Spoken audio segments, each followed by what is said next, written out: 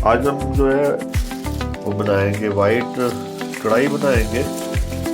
तो वाइट हांडी जो होती है उसमें बोनलेस चिकन होता है और जो सख्ती जो होती है वो ख़त्म हो जाए। ठीक है, मेरे पास 3 अदर टमाटर है। ठीक है, ये मिर्च टमाटर को अच्छी तरह से काट लें ताकि ये मिक्स हो जाए बीच में। ठीक है, ये ठीक है,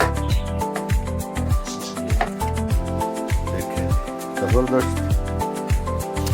ठीक है, ज़बरदस्त हो गया। अल्लाह का शुक्र।